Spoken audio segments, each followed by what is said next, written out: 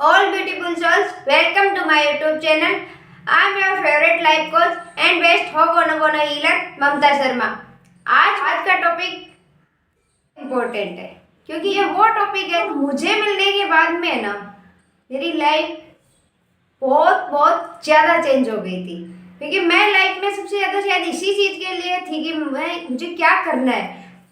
आज बात करते हैं लाइफ पर्पज पे कि पर्पज क्या होता है। और ये वीडियो हो सकता है 2-3 पार्ट में आए क्योंकि मैं एक लाइफ कोच होने के नाते मैं हर तरीके के लोगों पे काम करना चाहती हूँ। क्योंकि हर किसी का माइंड अलग तरीके से काम करता है, तो मैं हर तरीके के लोगों के ऊपर काम करना चाहती हूँ। तो हो सकता है 2-3 तरीके से वीडियो 2-3 पार्ट में वीडियो है, तो आप देखिए और अपने पर्पज को ढूंढिए। अब बात करते हैं, इंसानों की सबसे बड़ी मुश्किल ये नहीं है कि उनके पास आंखें नहीं है, बल्कि ये है कि उन आंखों में कोई विजन नहीं है। अगर मैं आपसे पूछूं कि आप जिंदा क्यों हो, आप सुबह उठते क्यों हो, तो 99% लोगों की तरह शायद आपके पास भी कोई जवाब नहीं होगा।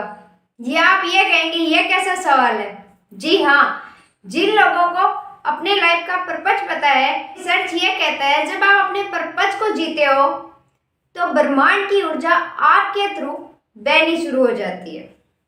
आपका हेल्थ अच्छा हो जाता है, आप ज़्यादा जवान दिखने लग जाते हो, सदा जवान दिखने लग जाते हो और ब्रह्मांड की बहुत सारी ब्लेसिंग्स आपके पास आती है।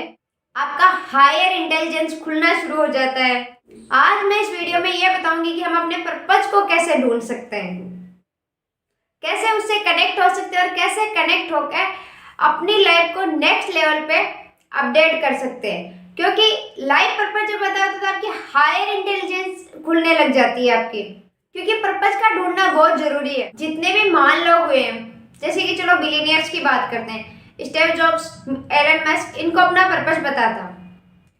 स्टीव जॉब्स का पर्पज था कि हाउ टू थिंक डिफरेंट, मतलब कि कुछ ऐसा प्रोडक्ट बनाऊं कि इंसान के माइंड को स्टिमुलेट कर सकूं, इंसान के माइंड को स्टिमुलेट कर सकूं कि अलग कैसे सोचे। जापानीज 120 साल तक कैसे जीते और कैसे जवान रहते हैं, क्योंकि वो अपनी इकिगाई को ढूंढते हैं, क्योंकि वो अपनी इकिगाई को ढूंढते रहते हैं। इसी तरह हम भी अपने पर्पज में जिएंगे ना, तो आपकी लाइफ में भी मिरेकल होना शुरू हो जाएंगे। एक बुक है man search for meaning, Victor Frankl. उन्हें बहुत यातनाएं दी गई, उन्हें बहुत ही अमानवीय सिचुएशन में रखा गया जो कि मौत से भी बदतर थी। उनके जानकार, उनके परिवार वाले हार मान रहे थे, धीरे धीरे मर रहे थे, बट उन्होंने हार नहीं मानी क्योंकि उन्होंने वहां भी अपने पर्पज को जिंदा रखा। उन्होंने वहां भी अपने पर्पज को ढूंढ लिया कि मैं यहाँ से बाहर निकल के लोगों को अपने अनुभव से ये बताऊंगा कि आप अपने पर्पज को ढूंढ करके कैसे किसी भी सिचुएशन में होपफुल रह सकते हो, अपने आप को एक्साइटेड रख सकते हो। अब देखते हैं कि हम अपने पर्पज को ढूंढे कैसे, आखिर कैसे ढूंढे, कैसे पता करें कि अपना पर्पज क्या है। हमारा पहला पर्पज है अपने इनर चाइल्ड को खुश रखना। क्योंकि अब्राहम भी ये कहते हैं कि हमारा अल्टीमेट पर्पज ये है कि जॉयफुल रहना। उसी तरीके से कि हमारे अंदर एक बच्चा रहता है कि जो खुश रहना चाहता है, जो एंजॉय करना चाहता है। हमारा पहला पर्पज यही कि हम उससे खुश रखें। क्योंकि कहते हैं ना कि बच्चा एक परिवार की शान होता है। अगर वो बच्चा खुश रहता है तो सब लोग खुश रहते हैं, बट अगर वो बच्चा खुश नहीं रहता है तो सभी लोग दुखी हो जाते हैं, परेशान हो जाते हैं। तो सेम हमारे अंदर भी वो बच्चा है जिसको खुश रखना अपना हमारा पहला पर्पज है, उसे खुश रखना। क्योंकि हमारे अंदर भी जो बच्चा है ना, वो भी एंजॉय करना चाहता है, खुश रहना चाहता है, तो उसे खुश रखिए। लेकिन आज हम इस बिजी लाइफ में उस बच्चे को भूल ही जाते हैं कि हमारे अंदर भी एक बच्चा, और हम ऐसे ही मतलब उन्हीं चीज़ों के पीछे भागते रहते हैं जो कि मटेरियलिस्टिक चीज़ों के पीछे ही भागते रहते हैं, सबसे ज़्यादा उन्हीं चीज़ों के पीछे भागते रहते हैं। बट हम अपनी खुशी का ध्यान नहीं रखते कि एक्चुअली में हमें मटेरियलिस्टिक चीज़ें चाहिए इसीलिए क्योंकि हमें खुश रहना है। खुश रहने के लिए तो सबसे पहले खुद को खुश रखने के लिए अपने इनर चाइल्ड को ये तो जानिए आपका इनर चाइल्ड खुश होता किस चीज़ से। क्योंकि हमें मोस्ट ऑफ द लोगों को यही नहीं पता होता कि हम खुश रहते किस चीज़ से एक्चुअली में। क्योंकि हमें लगता है वो मिल जाए तो हमें खुशी मिल जाएगी, वो मिल जाए तो हमें खुशी मिल जाएगी, बट सच में हमें मोस्ट ऑफ द लोगों को नहीं पता होता कि हमारा इनर चाइल्ड या हम इंटरनली हम किस चीज से खुश होते हैं। तो पहला पर्पज यही है कि हमें वो खुश होना सीखना है कि हमें खुशी मिलती किस चीज में आखिर। क्योंकि जैसे हो सकता है एक बार मैंने एक वीडियो में देखा था कि उन्होंने बताया कि उन्होंने कोई सेल्फ हिप्नोसिस से देखा, लोगों को करवाया 40-50 लोगों को, और उनको पूछा गया कि आपका इनर चाइल्ड क्या चाहता है। तो उसमें आया कि उनका इनर चाइल्ड तितलियों को देखना चाहता है, जॉगिंग करना चाहता है, खेलना चाहता है। तो इसका मतलब जरूरी नहीं कि अपना इनर चाइल्ड वो सब चीजें चाहे, एरोप्लेन, प्राइवेट जेट, वो सब चाहे। हो सकता है बहुत छोटी चीजों में खुश हो रहा हो। और जब हम अपने इनर चाइल्ड को हम खुश रखना सीख जाएंगे तो जो मटेरियलिस्टिक चीजों की डिमांड भी अपनी है ना, डिजायर है, वो ये नहीं कि वो अपनी डिजायर नहीं, वो भी अपनी डिजायर है, बट वो ऑटोमेटिक बहुत इजीली हमारे पास आ जाएगी जब हम इनर चाइल्ड को खुश रखना सीख जाएंगे। हमारा खुश रहना सबसे ज्यादा जरूरी है, क्योंकि जब हम खुश रहना सीख जाते हैं तो हम इस ब्रह्मांड के दोस्त बन जाते हैं। और जब हम इस ब्रह्मांड के दोस्त बन जाते हैं तो हम इसके काम आते हैं। ये जो जिस हायर पर्पज के लिए हमें इस दुनिया में भेजा है, हम उसमें काम आते हैं इनके। बट जब हम दुखी रहते हैं तो हम इस ब्रह्मांड को भी नुकसान ही पहुंचाते हैं, क्योंकि ब्रह्मांड नहीं चाहता कि हम दुखी रहें। हमारे अंदर जो सोर्स एनर्जी बहती है वो हमेशा खुश रहना चाहती है। क्योंकि मैंने अभी देखा था कि अब्राहम हिक्स का, मतलब जैसे मैं बुक पढ़ रही थी आज कैन इट इज गिवन, तो उन्होंने उसमें बताया कि इस दुनिया में सिर्फ वेलबींग है, बट हमारा फोकस अलग जगह चला जाता है, निगेटिविटी में चला जाता है। इस वजह से वो वेलबींग हमारे पास नहीं आ पाती। और जैसे ही हम खुश रहना शुरू करेंगे तो वो वेलबींग हमारे पास ऑटोमेटिक, क्योंकि है ही वो वेलबींग ही, हमारा फोकस निगेटिविटी पे ज्यादा रहता है। इस वजह से हम उस वेलबींग को महसूस नहीं कर पाते हैं। और उसी कारण हम अपने पर्पज पे जब काम नहीं करते तो हम सोर्स को, मतलब तभी प्रतिरोध उत्पन्न होता है क्योंकि हम सोर्स से कनेक्ट नहीं होते। और हमारा सोर्स हमारे ही अंदर से तो बहता है, हमारे थ्रू सांस लेता है, हमारे ही थ्रू देखता है, इस प्रकृति को, ब्रह्मांड को हमारे ही थ्रू देखता है, हर एक चीज को हमारे ही थ्रू एंजॉय लेता है। तो हम जब खुश रहना शुरू करते हैं तो हम उससे कनेक्ट रहते हैं। इसलिए पहला पर्पज है कि अपने आप को खुश रखें। हमारा दूसरा पर्पज है grow as a human being और सोल। खलील जिब्रान ये कहते हैं कि इंसान या तो बढ़ता है या सड़ता है। और अगर आप ब्रह्मांड में देखो तो हर एक चीज ब्रह्मांड में बढ़ ही रही है, चाहे वो ब्रह्मांड को ही ले लो, क्योंकि ब्रह्मांड भी पहले एक मास थी और आज लगातार वो ग्रो कर रही है, लगातार वो फैल रही है। आपका जो स्किन है वो भी लगातार रिप्लेस हो रहा है नई कोशिकाओं के थ्रू। जो पौधे हैं वो भी लगातार ग्रो कर रहे हैं। एक पौधा आजीवन पत्ते पैदा करता है, नई छाल पैदा करता है, क्योंकि हर चीज ग्रो करती है। लेकिन इसका एक एक्सेप्शन भी है, हमारा माइंडसेट, हमारी आत्मा, हमारा पर्सनल डेवलपमेंट। ये अपनी चॉइस पे डिपेंड करता है कि हम इसको ग्रो करवाना चाहे तो इस पे काम करें और इसको ग्रो करवा सकते हैं। और अगर हम नहीं चाहे तो ये बिल्कुल ग्रो नहीं करेगी। हम जहाँ हैं वहीं से जैसे हैं वैसे जा भी सकते हैं। यार आप खुद से ही सोचो, जब हम स्कूल में थे, कॉलेज में थे तो कितना कुछ सीखते थे। हर साल नए सब्जेक्ट, नए पढ़ना, न्यू और भी एक्टिविटीज में पार्टिसिपेट करना, बहुत सारी चीज़ों को सीखते रहते थे।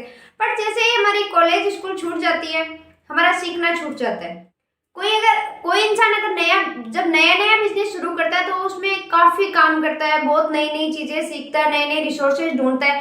पर जैसे ही एक बार वो सेटल हो जाता है फिर वो अपने कंफर्ट जोन में चला जाता है और वो नया सीखना बंद कर देता है। नया सीखना बंद कर देता है तो ग्रो करना बंद कर देता है। न्यूरो साइंस ये कहता है कि जब हम कुछ नया सीखते हैं तो नए न्यूरॉन्स को एंगेज करते हैं, उनकी पुरानी वायरिंग्स को चेंज करके नई वायरिंग्स बनाते हैं। इसके सारे आपकी इम्यूनिटी बढ़ती है, इसके सारे आप सदैव जवान दिखते हैं, आप हेल्दी रहते हैं एंड आपकी आयु भी लंबी होती है। और नए सिर्फ आप फिजिकली फिट होते हैं, आपकी इंटेलेक्चुअल एबिलिटी है ना वो भी ग्रो करती है, वो भी बढ़ती है। से आप गहराई से सोचने लगते हो, आपकी मेमोरी बढ़ जाती है, ये सब चीज़ें भी होती है जब हम कुछ नया सीखते हैं। तब जब आप इसे यूज करते हैं ना अपने ब्रेन को तो आप इसे शक्तिशाली बनाते हैं। इसलिए मैं चाहती हूँ कि आज के बाद आप कॉन्शियसली ये देखें कि आप नया क्या सीख सकते हैं। और नया सीखने के लिए आप कम से कम वीक में 1 घंटा जरूर निकालें कि आप जिसमें कुछ नया सीख सकें। वो हो सकता है कुछ आर्ट के फील्ड में कुछ नया सीखना हो, अपने रिलेशंस को बेटर करने के लिए कुछ सीखना हो, या अपने पैशन पे काम करना हो, वो कुछ भी हो सकता है। बट आप कुछ ना कुछ नया जरूर सीखिए, उससे आपको बहुत मैजिकल बेनिफिट होगा, क्योंकि इससे आप न्यूरोप्लास्टिसिटी को यूज करते हैं। जब आप कुछ नया सीखते हैं तो न्यूरोप्लास्टिसिटी को यूज करते हैं, और यह आपके जीने का एक पर्पज भी है। तीसरा पर्पज है grow your cap to maximum level. एक बार की बात है कि एक लकड़हारे को एक राजा मिलता है जो कि भटक गया था, रास्ता भटक गया था। लकड़हारा उनकी हेल्प करता है, उस राजा की हेल्प करता है, उनको पानी पिलाता है तो राजा खुश होकर उनको एक चंदन का बाग देते हैं और ये बोलते हैं कि अब आपकी सारी परेशानी दूर हो जाएगी। 2 महीने बाद वो लकड़हारा राजा के पास जाता है और कहता है कि मैं आपका शुक्रगुजार हूँ जी हुजूर। तो राजा पूछते हैं क्या हुआ? बोला आपने जो मुझे बाग दिया था, मैंने उसमें से लकड़ियाँ काटी और उनको जलाया और कोयला बना के मैं बाजार में बेच दिया उनको, और अब वो लकड़ियाँ पूरी हो गई, वो गार्डन का मतलब पूरा हो गया। तो राजा ने अपना सर पकड़ लिया कि मतलब चंदन की लकड़ियों को, चंदन के बाग को इसने खाक में मिला दिया। तो ये स्टोरी उस लकड़हारे की नहीं है, ये हम सब की है, क्योंकि ईश्वर किसी को भी खाली हाथ नहीं भेजता है। सभी को, हर किसी को कोई ना कोई टैलेंट देके जरूर भेजता है। किसी को अच्छा गाने का टैलेंट दे देता है, किसी को अच्छा बोलने का टैलेंट दे देता है, किसी को कुछ और मतलब जैसे सर्व करने का किसी का अलग तरीका होता है। हर किसी को एक टैलेंट देके भेजता है। अगर हम उस टैलेंट को खोजते हैं और उस पर काम करते हैं ना, तो हम ब्रह्मांड के उद्देश्यों को भी पूरा करते हैं। किसी को मैथमेटिशियन बना के भेज देते हैं, किसी टैलेंट दे देते हैं, किसी के अंदर बहुत अच्छी साइंस का टैलेंट दे देते हैं जो बहुत बड़े बड़े रिसर्च करके चले जाते हैं। तो जब हम इनको खोजते हैं, अपने हर जितने भी महान लोग हुए ना, उन्होंने अपने टैलेंट को खोजा और उस पर काम किया है। जितने भी महान लोग हुए ना, उन्होंने अपने टैलेंट के इस गिफ्ट को पहचाना है और उस गिफ्ट पे काम किया, उस गिफ्ट को खोला है। बट बहुत सारे लोग ऐसे होते हैं जो पूरे जीवन भर उस गिफ्ट को खोलते भी नहीं है। क्यों? क्योंकि वो या तो अपनी जॉब में फंसे हुए हैं, या अपनी ओवर थिंकिंग, स्ट्रेस, एंजाइटी इनमें फंसे हुए हैं। तो वो ईश्वर का जो, ब्रह्मांड का ईश्वर का जो हमें जो गिफ्ट दिया हुआ है ना, उस गिफ्ट को नहीं पहचानते कि हमारे अंदर क्या गिफ्ट है ऐसा जिससे हम इस दुनिया को, इस वर्ल्ड को कुछ बेटर, इस वर्ल्ड में कुछ बेटर कंट्रीब्यूट कर सकते हैं। तो इसलिए आप खुद से पूछो कि आप नेचुरली किस काम में अच्छे हो, आपका क्या टैलेंट है। ये चीज़ आप पूछोगे तो आपको पता चलेगा कि आपके अंदर क्या टैलेंट है। और ये हम सबका पर्पज है कि हम अपने टैलेंट को पहचाने और उस टैलेंट को काम में ले, जिससे ब्रह्मांड ने उस टैलेंट को, क्योंकि ब्रह्मांड बिना उद्देश्य के कुछ भी देके नहीं भेजता है। तो जिस उद्देश्य के लिए उन्होंने हमारे टैलेंट से हमें जो टैलेंट देके भेजा, उस टैलेंट के थ्रू जो ब्रह्मांड हमसे करवाना चाहता है वो हम कर पाए, क्योंकि उनका बहुत ही बिगर पर्सपेक्टिव होता है हर चीज के पीछे। इतनी फुर्सत से ऐसे ही नहीं बनाता है वो। और जब आप अपने टैलेंट को पहचान जाते हो तो उसको निखारो, और उसको निखार के इस दुनिया को, इस वर्ल्ड को इंस्पायर करो। क्योंकि जब आप अपने हाईएस्ट लेवल पे फंक्शन करते हो तो आप हमेशा खुश रहते हो, नए नए आइडियाज को ढूंढ के इस वर्ल्ड को भी इंस्पायर करते हो। तो देर मत कीजिए और पहचानिए कि क्या टैलेंट है आपके अंदर, कौन सा टैलेंट है जो आपके अंदर है, जो ईश्वर ने आपको देके भेजा है। वो स्कूल टाइम में, कॉलेज टाइम में आपने देखा होगा, कितना भी पुराना हो कोई फर्क नहीं पड़ता। आज से आप देखना शुरू कीजिए और देखिए क्या टैलेंट है आप में, आप किस चीज में अच्छे थे, और उसको निखारिए और अपने उद्देश्य को पूरा कीजिए। क्योंकि हम अपने पर्पज से इस वर्ल्ड को सर्व करते हैं, इस ब्रह्मांड को, इस प्रकृति को सर्व करते हैं। प्रकृति ने हमें सच में बहुत कुछ दिया है। आज अगर आप इस वीडियो को सुन रहे हो तो सुनने के लिए कान दिए, ये मोबाइल फोन दिए, टेक्नोलॉजी दिए, इंटरनेट कनेक्शन है, तभी तो आप देख रहे हो, सुन रहे हो। तो हमारा भी कुछ कर्तव्य बनता है कि हम भी इस वर्ल्ड को सर्व करें। महात्मा बुद्ध कहते थे कि जब तुम देने की पावर को सीख जाओगे, गिविंग को सीख जाओगे, तो तुम इतने सरप्राइज हो जाओगे कि तुम्हारी आत्मा अपने आप ग्रो करने लग जाएगी। लेकिन सवाल ये है कि मैं क्या सर्व कर सकती हूँ, मैं क्या सर्व कर सकता हूँ, मैं क्या दे सकता हूँ, मैं क्या सर्व कर सकती हूँ, मैं किसी को क्या दे सकता हूँ। तो इसके लिए मैं आपको एक स्टोरी सुनाती हूँ। 1966 की स्टोरी है, जब एक मॉन्क चेंग हियन थी, उन्होंने देखा कि वो एक हॉस्पिटल में गई तो उन्होंने देखा कि वहाँ ब्लड पड़ा हुआ है, खून पड़ा हुआ है। तो उनको पता चला कि एक गरीब आदमी का खून है जो अपना इलाज नहीं करवा सका। तो उन्होंने उस टाइम पे सोचा कि मैं ऐसी व्यवस्था करूंगी जिसमें कि हर एक आदमी अपना इलाज करवा सके, चाहे वो उस टाइम पे उसके पास मनी हो ना हो, डजंट मैटर, वो अपना इलाज करवा सके। और सबसे बड़ी बात, उन मॉम के पास भी उस टाइम पे मनी नहीं थी। तो बट उनके पास इरादा क्लियर था, उनका इंटेंशन क्लियर था कि मुझे ये करना है, कि मुझे एक ऐसी व्यवस्था करनी है जिसमें हर एक आदमी अपना इलाज करवा सके, लोगों की हेल्प हो सके। तो उन्होंने लोगों से चंदा इकट्ठा करने की कोशिश की, बट लोगों ने हेल्प नहीं की। फिर उन्होंने 40-50 हाउस वाइफ्स को इकट्ठा किया और उनको बोला कि आप डेली के कुछ सेंट्स को सेविंग कीजिए, कुछ सेंट्स की सेविंग कीजिए। और इस डोनेशन से एक संस्था बनी। उस संस्था ने 1972 में एक मेडिकल क्लिनिक बनाया और 1986 में एक बड़ा सा हॉस्पिटल बना दिया। आज ये संस्था 47 देशों में फैली हुई है और 10 मिलियन से ज्यादा लोग इस संस्था में काम करते हैं। वो लोग मिलीनियर्स हैं, डॉक्टर्स, इंजीनियर्स हैं और ये संस्था हजारों लाखों लोगों को सर्व करती है, उनका इलाज करती है, गरीबों को खाना खिलाती है, उनके लिए अस्पताल बनाए जाते हैं, बच्चों को शिक्षा दी जाती है, बहुत सारे काम करती है। इसके अलावा अगर कहीं भूकंप आ जाए, ये सब चीजें, उसमें भी लोगों की हेल्प करती है ये संस्था। लेकिन इन्हें एक स्टोरी शेयर की कि एक बिलीनियर हफ्ते में 2 दिन अपना सारा काम छोड़ के सूची संस्था में अपनी सर्विस देने जाता था। लेकिन इन्हें उनको पूछा कि आप यहाँ क्यों आते हो, आपको क्या मिलता है यहाँ? तो बिलीनियर ने बोला कि आपको क्या लगता है, सूची को मेरी जरूरत है? नहीं, मुझे सूची की जरूरत है, क्योंकि जब मैं यहाँ सर्विस देने आता हूँ तो मुझे यहाँ शांति मिलती है, अच्छा लगता है और मुझे ऐसे लगता है कि मैं किसी उद्देश्य के लिए जी रहा हूँ, किसी पर्पज के लिए जी रहा हूँ। तो अगर आप चाहे तो आप भी सर्व कर सकते हो सकता है आप पढ़ाना चाहते हो सकता है आप कुछ और कोई चीज़ सर्व करना चाहते हो, क्योंकि उनके पास भी रिसोर्सेज नहीं थे, फिर भी उनके पास इरादा था, एक इंटेंशन था कि मैं इस धरती को बेटर प्लेस बना सकती हूँ रहने के लिए, और उन्होंने बनाया इसको। तो इसी तरह आप भी ढूंढ सकते हैं अपने टैलेंट को, अपने इंटेंशन को, जिसके सहारे आप इस वर्ल्ड को सर्व कर सकते हैं। क्या आप जानवरों की मदद करना चाहते हैं?